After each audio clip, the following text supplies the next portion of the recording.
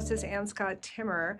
I'm bringing you our inaugural podcast. This is something that the court has never done before, but we thought it would be a great idea to try our hand on Law Day to commemorate that occasion. So what is Law Day? Law Day is May 1st, and believe it or not, all the way back in 1958, President Eisenhower declared this day Law Day. He picked May 1st because it also celebrates in the then USSR, now Russia, International Workers' Day. So as a juxtaposition to celebration of communism, we celebrate Law Day. What does Law Day celebrate? Well, it celebrates us, the judicial branch, and it recognizes the respect for the rule of law and the fact that the justice system is there to bring just what it sounds like, bring justice and protect individual liberties and freedoms that we all enjoy. So I thought what we would do for our first podcast is to bring in three of us, myself and two of my colleagues who are the three most senior members of the Supreme Court. So to my left is Vice Chief Justice John Lopez, and to my right is Justice Clint Bolick. Two esteemed colleagues who, along with myself, we're out and about talking to people all the time about issues of concern to the judicial branch. So what I thought we would do is that I would get off a little bit easy and simply start asking questions of my colleagues about some of the issues of the day. So let me just throw it out right away. Both of you are out and about, as I said, speaking to groups. What is the most common misconception you find that people have about what courts do and what courts don't do? I think the most common misperception, and I have to caveat this statement with the fact that I think that there is a healthy dose of encouragement from the way the courts are covered, oftentimes in the media. I think the most common misperception is that courts are political actors, that judges are political actors, and that the judiciary is a political branch, a co-equal political branch. And I know for a fact that's not true. So what are we if we're not a co-equal political branch? We are a co-equal branch of government, but we are not one of the political branches. The executive branch, of course, enforces the law and is comprised of an elected president. And under Article 1, the legislature, the Congress, and Senate are elected officials whose primary constitutional duty is to pass laws and dispense funds to fund the government. The judiciary, on the other hand, unlike the executive branch, which, as is often phrased, wields the sword of government, the legislature holds the purse of government, but the judiciary adjudicates disputes, ensures that the actions of the executive branch and the laws that the legislature pass comport with the Constitution. And also, a very fundamental part of the duty of the judiciary is to resolve cases and controversies. It's where our citizens, but also our branches of government in conflict bring their legal disputes for the courts to decide. And in that process, there is certainly not an express or overt political role that the courts play, unlike the executive and the legislative branches.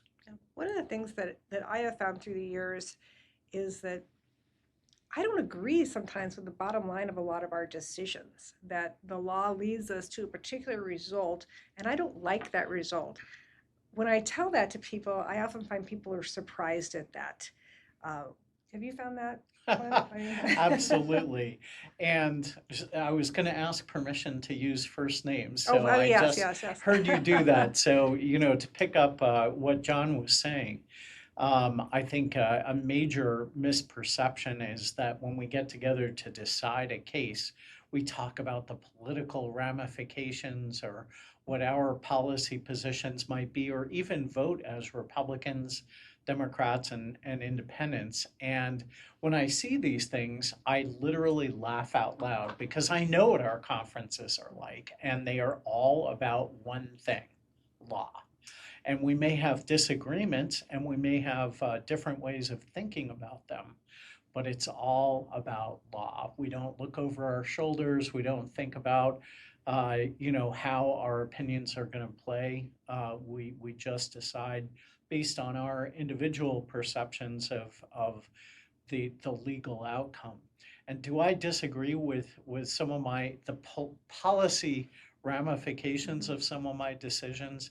Absolutely. One of my favorite experiences was when Neil Gorsuch was up for confirmation to the US Supreme Court, and he was testifying before the Senate Judiciary Committee, and he said, a judge who doesn't disagree with some of his or her own decisions is probably not a very good judge. And my wife shouted out, "He sounds just like you." Seriously, there's never a better day than when you disagree with an outcome of your decision, because that shows that you're following your oath to the Constitution rather than your own policy views. On this point, the late Justice Scalia, it's one of my favorite quotes, and it's not from an opinion, but rather from a speech that he delivered at Chapman University. And he said that a good and faithful judge doesn't always like the decisions or the conclusions that he or she may reach. If they like them all the time, they're probably doing something wrong. And I completely agree with what Clint just said. And I also agree. People often ask me, what's your favorite case that you've worked on, or your favorite opinion that you've drafted? And I tell them for a number of reasons, and in part because I hope that it's an answer to the growing cynicism that the public views the courts with. If the public has been led to believe that we're partisan actors, then they're going to want proof. They may draw that conclusion if the court reaches a decision that is consistent with what they perceive the judge's partisan view or ideological worldview. And if it comports with that, then it invites the conclusion, erroneous in every instance, at least with respect to this court, with the cases I've decided with you. But if it's a case that I, as a citizen, know that if it was on a ballot, for example, I would have voted against it, but my judicial decision leads to a conclusion and a result in which that very result is upheld, and people assume that it's something that I would have put my thumb on the scale to reach the opposite conclusion. I hope that an honest viewer of the court at some point would recognize that there is not a pattern of partisan advantage or partisan decision-making on the court. And so my favorite cases are precisely what Clint just described. They're the cases where it's likely to be high profile. I know people are watching, but the law inexorably leads me to a conclusion which is the exact opposite of the conclusion I would have reached if it were a proposition on the ballot for me as a citizen to vote on. I love those cases because I would hope that it would dispel the myth, the very corrosive myth that judges are simply partisan actors. Mm-hmm. When I was growing up, I viewed the courts, and I think most people did, and most people viewed judges as just, boy, neutral, truly neutral arbiters that would not be swayed one way or the other. And you kind of put them on a pedestal. Throughout my lifetime, that pedestal has kind of shrunk down a bit. And I find that people are distrustful. It's difficult, if not impossible, for some to believe what you just said and what I said, that you can make a decision that you don't particularly care for or that goes against your individual beliefs or policy judgments. And I spent quite a bit of time trying to figure out, well, why is that? So do you have any insights to why are people increasingly distrustful that judges are simply trying to uphold their oaths and follow the law? Well, one thing, and this is permeating our society right now, is that many people have really divided themselves into teams. And they often look only to media sources, opinion sources that they agree with. And those opinion sources often characterize judges as partisan actors. And people tend to believe that. They're like, oh, that judge didn't come out the way I would have come out. They must be political. They must be partisan.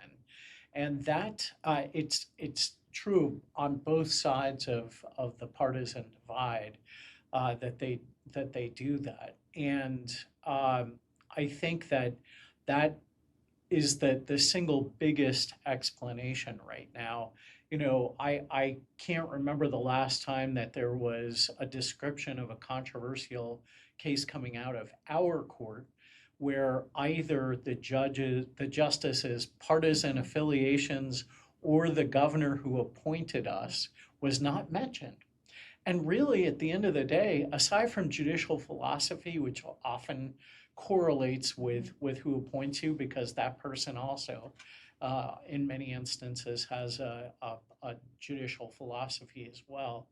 And that does not always lead to a particular outcome. But it's irrelevant. Our court in particular, I can't think of a combination of justices that hasn't happened yet in the ways that we vote. And it's unfortunate that no matter how independent we are as individual justices, we're often lumped together into partisan categories. It's really a disservice to us, but really to the people. Well, and I think a great example of that is both of you were appointed by Governor Ducey. And how many times do we hear the Ducey court, which to me, every time I heard that, well, I wasn't appointed by Governor Ducey, so like, there's still me. But I think that is to your point, that just keeps reinforcing that notion that this is Team Ducey, and therefore that means something, and that follows that political agenda. I mean, what do you think, John? Well, unfortunately, that's true. It seems as time has passed that perhaps it's wavered a bit, but I think that's absolutely a valid point. But I can tell you what I told Governor Ducey before I was appointed, that we all take an oath to fairly and faithfully interpret the law and to resolve cases, and that the only oath I took was a constitutional oath, not to a politician. And if, once again, I encourage individuals who hold this degree of cynicism, not because I'm concerned about our individual reputations, but I'm concerned about our citizens' faith in the court as an institution. If they are truly concerned and they really hold that belief, I would challenge them, if they're investing enough time to write about this topic, I would encourage them to do a little research and make a scorecard. And I guarantee you that Governor Ducey doesn't believe this is, quote, the Ducey court, stacked to do his partisan bidding, because people have brought to my attention many times where he's been very critical of the decisions of the court. So I think on balance, and we're not keeping score, we resolve each matter on its merits according to the law, doing our best in the discharge of our oath to fairly and faithfully and act with restraint within constitutional bounds, resolve the cases in front of us. But I think, just sitting here thinking back over time, I think we have disappointed Governor Ducey and the Republican Party as many times as we've pleased them, because that consideration was never part of the calculus. And it's just on balance. You bring cases. Sometimes you have strong arguments. Sometimes you have weak arguments. Sometimes you win. Sometimes you lose. But I can guarantee the citizens that all of us here and all of our colleagues who are not in the room with us today take that oath seriously and do not place any regard whatsoever on what the reaction to our opinion is going to be. My only hope every time is that it will instill confidence in the citizens that we are faithfully and impartially discharging our oaths. That's the only reaction that I really care about, but I'm not going to change how I fairly and faithfully and impartially interpret and apply the law. Whatever the reaction, that is my only responsibility. That is what my oath holds, and it's, at the end of the day, the only thing that matters. Well, let's talk a little bit about what we might be changing. And I think that we're all in agreement that we're not changing how we decide cases.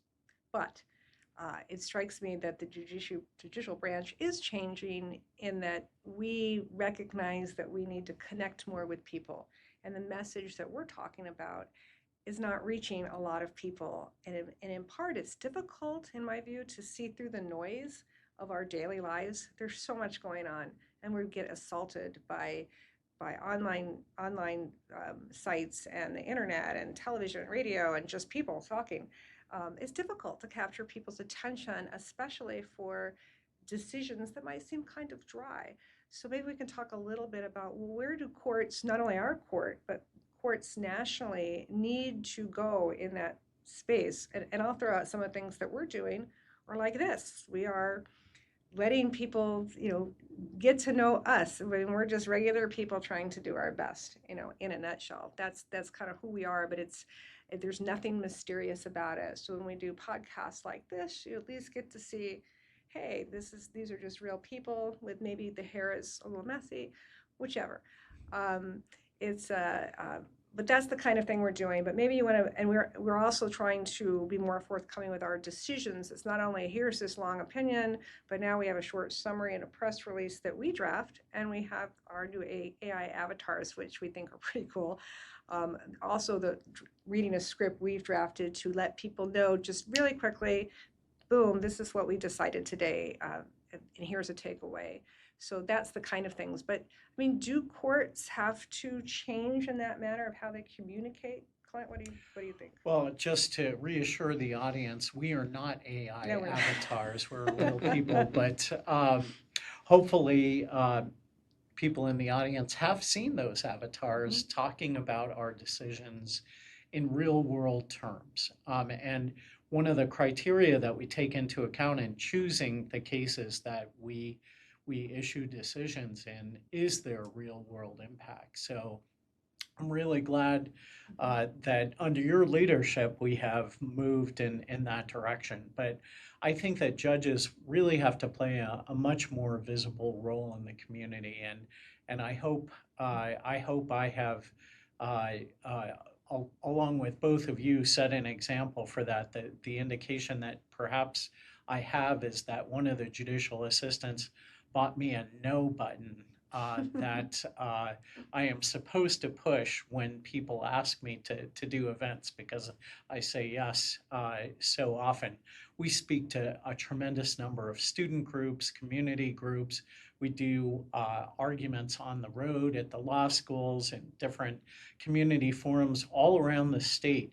And I think that's absolutely essential, because if you just read the media reports, you might get one opinion.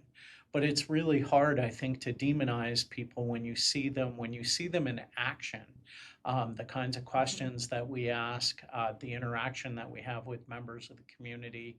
I think the closer people are to the judicial system, and I use the example of jury duty, the more likely they are to recognize that it really is, it's the greatest system in the world for all its flaws. I wouldn't trade our system for any other country's system in the entire world.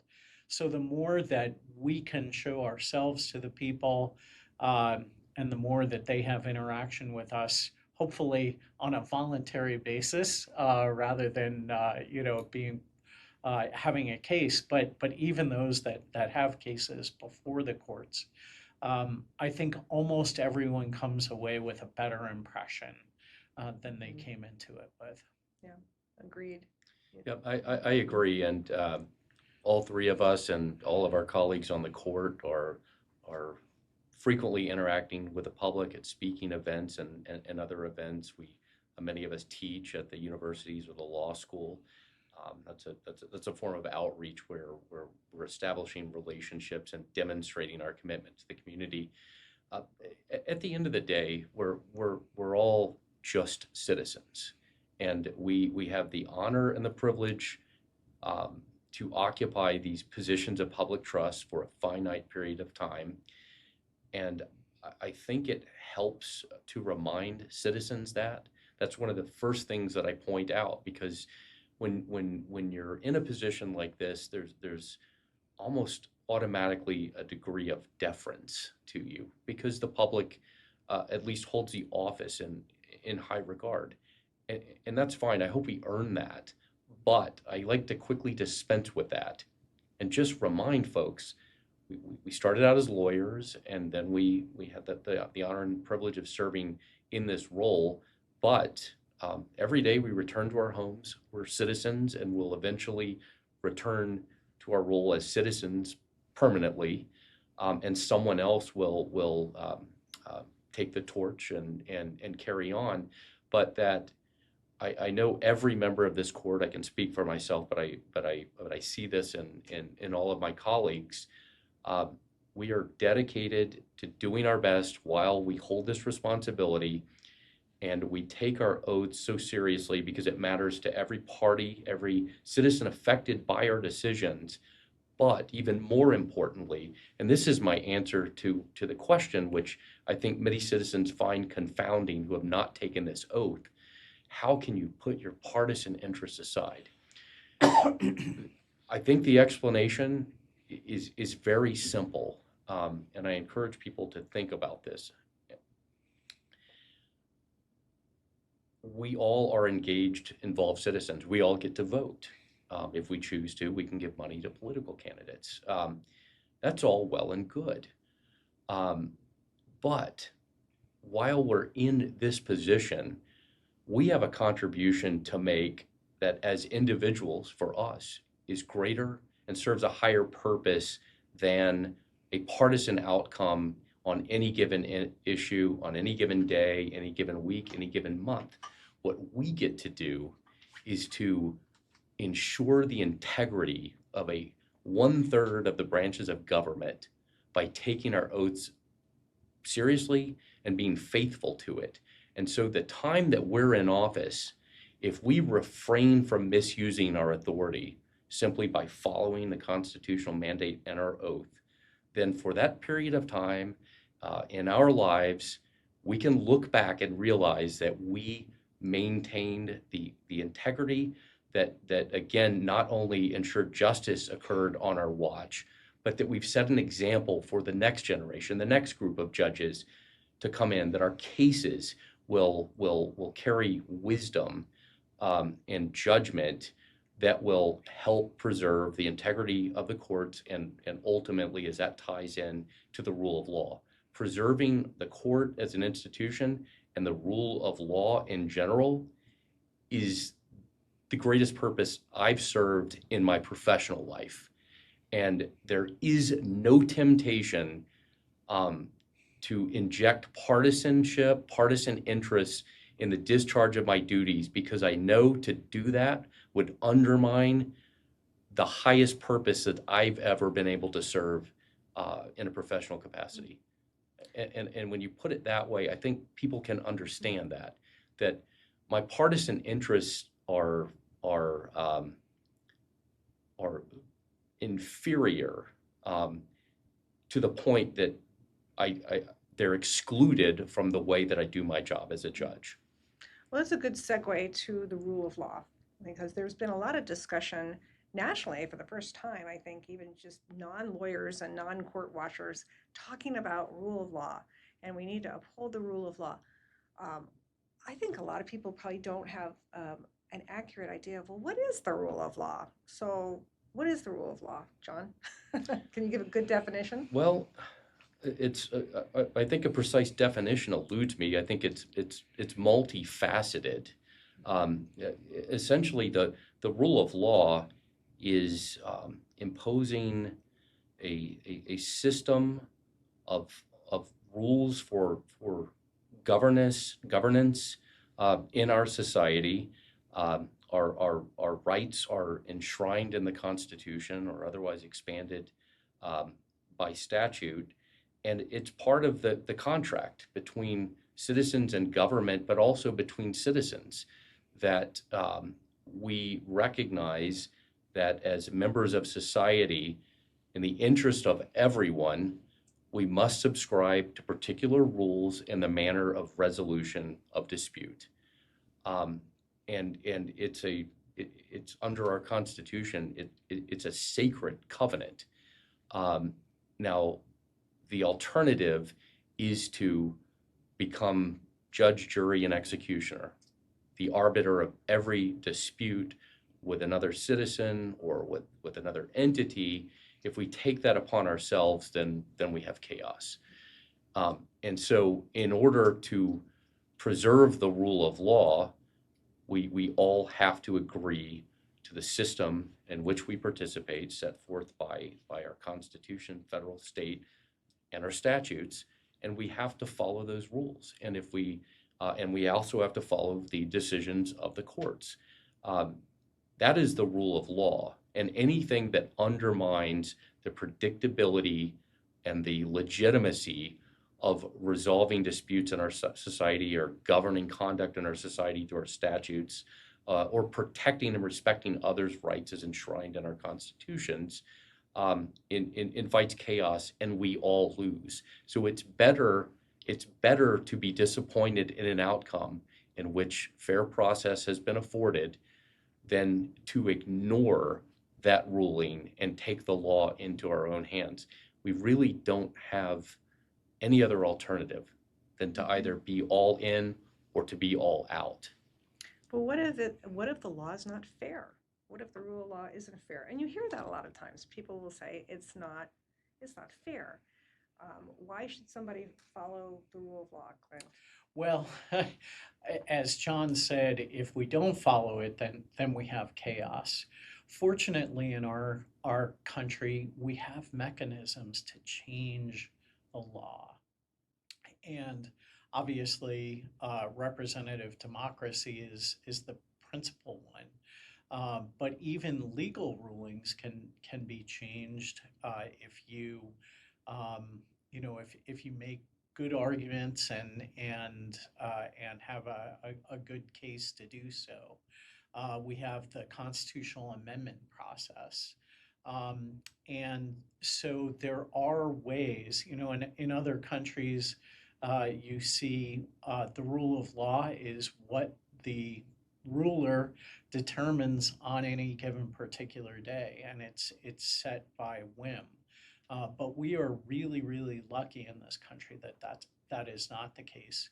Another aspect of the rule of law that's so important is that we are all bound by it. There is not a single individual in this country who is above the rule of law. And as judges, part of our sacred oath is to make sure that is true. We can't maintain the rule of law if people don't have a commitment to it, and if people think that if their rights are at stake, that the protection will not apply to them.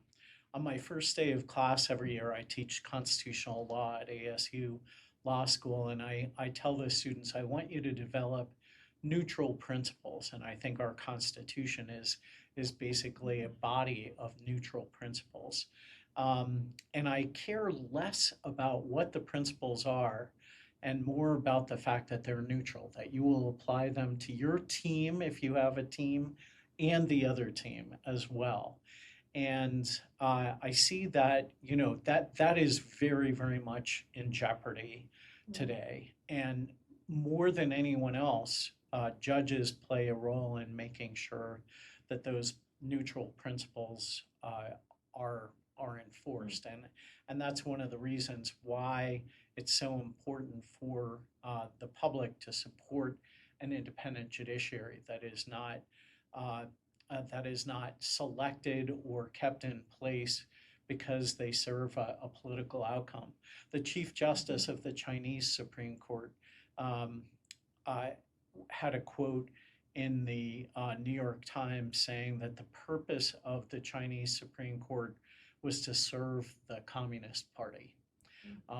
That could not be further from the situation here in the United States, where we don't serve a political party, and our constitutional republic will survive only so far as that remains the case. So I know we're running short on time, but I did want to make sure that I asked both of you, because I'm really interested in hearing what you have to say.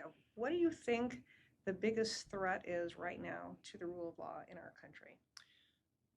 it's my answer follows something that Clint just said, and I think the biggest threat to the rule of law is, given the hyper partisanship that has permeated every aspect of our society. It's always been there to a certain degree, and that's fine. I mean, that's how we resolve disputes. We persuade our fellow citizens to enact laws or elect officials who espouse our views, and that's not what I'm talking about, though.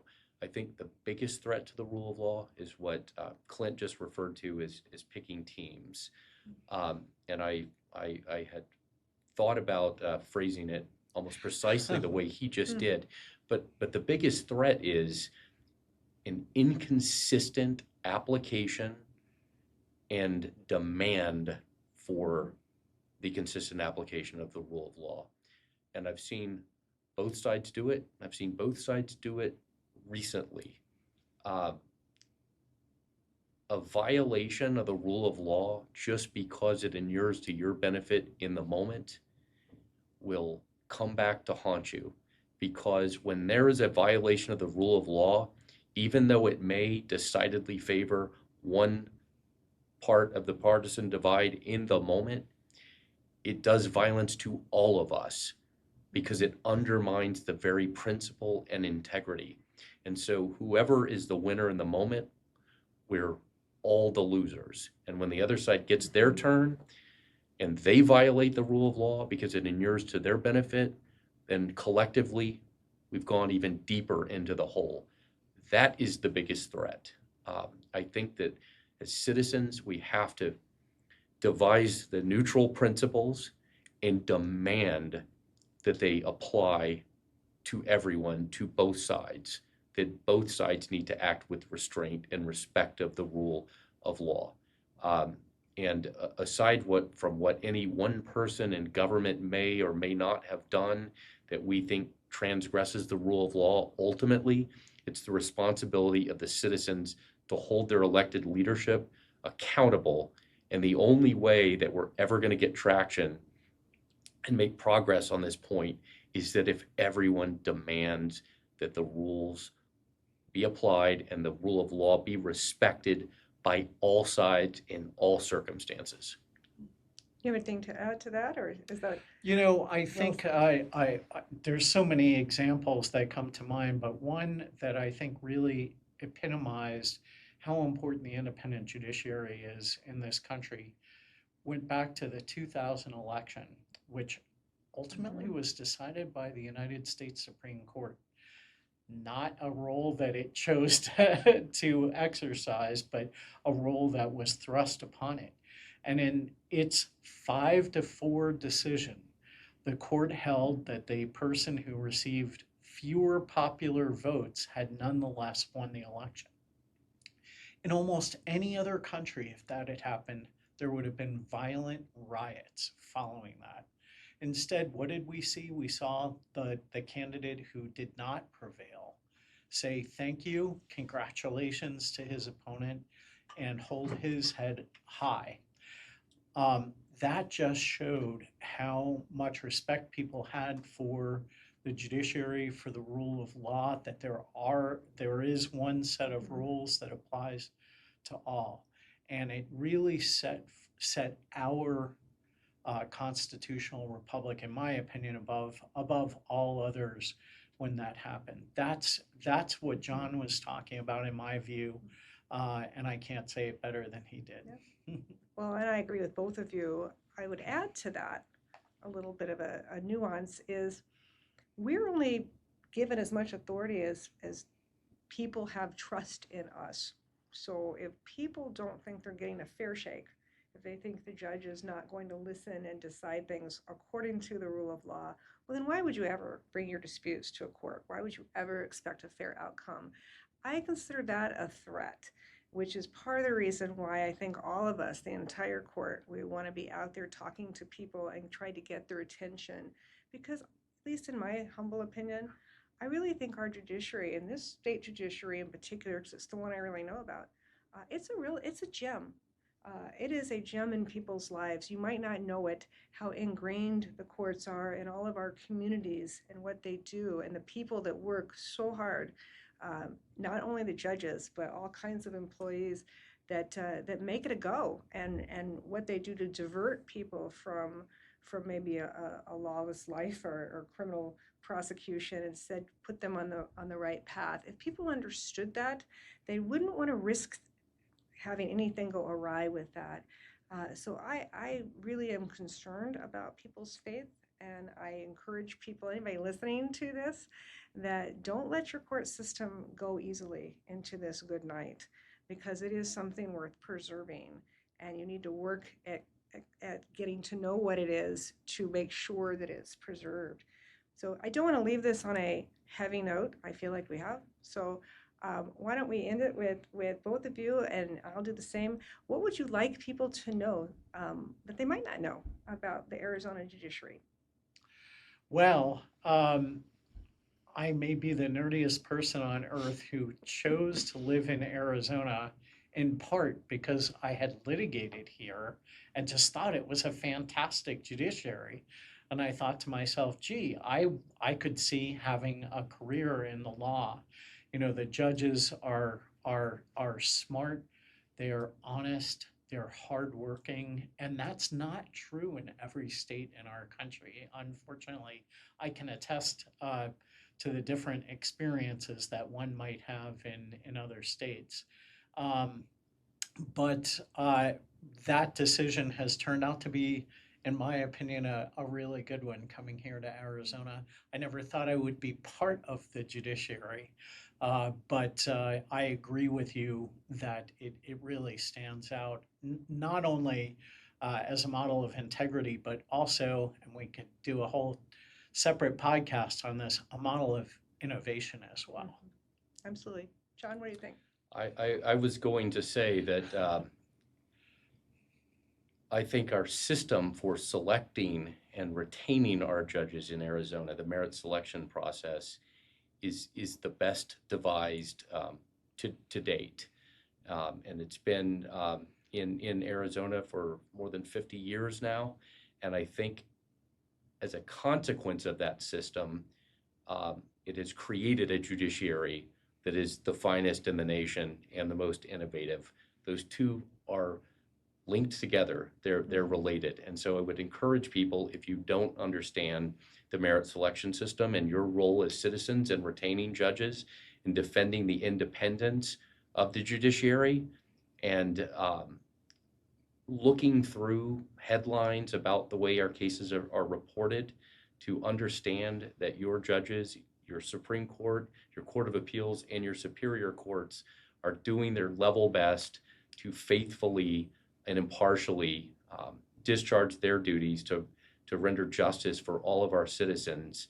I would encourage you to do that. But I would say, once again, the merit selection system, the best that's been devised in the United States.